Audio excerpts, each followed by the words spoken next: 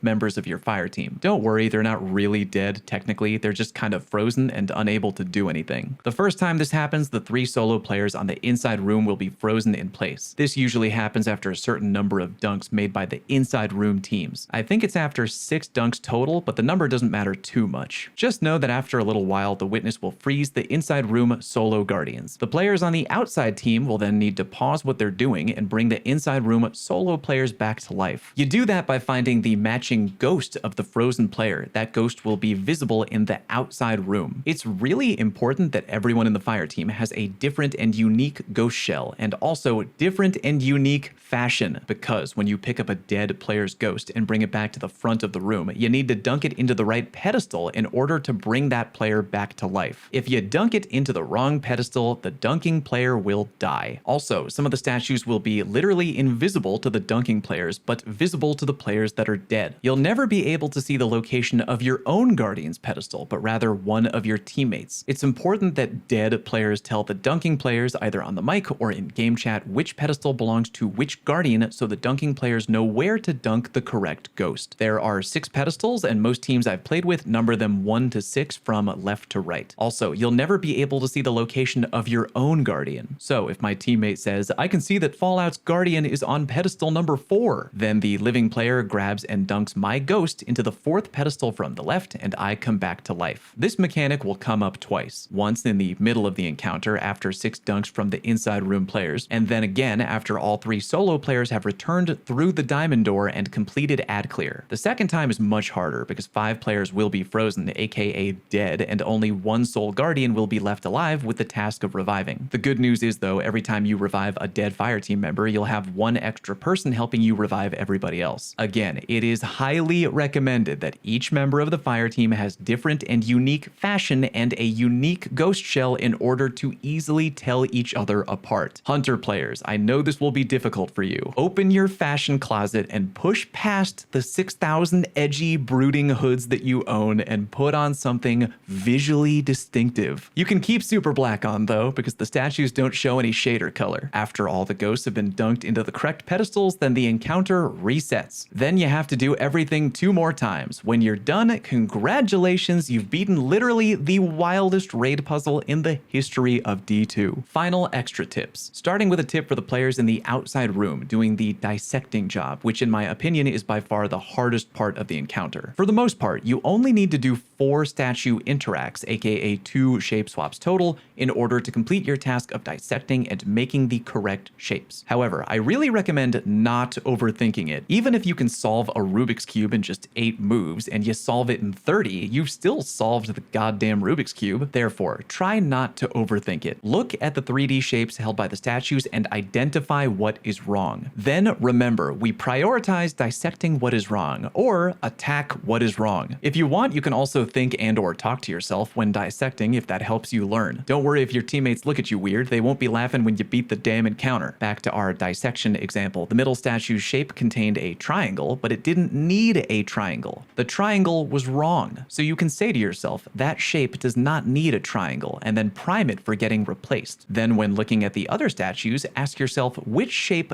does need a triangle. If that doesn't work for you, fine, but it usually does for me. Remember, prioritize dissecting what is wrong and don't overthink it. If you solve the dissecting in more swaps than necessary, you've still beaten the encounter. Final tip. Here's the website I mentioned earlier. You can use this to help you dissect in the moment if you're still having trouble figuring it out. I know this is an extreme TLDR of dissecting in general, but I think it's more important to actually know the goal of the encounter and how things work. You know, teach a man to fish and all that fucking shit. Good luck beating the encounter. Thanks very much for watching. See you next time.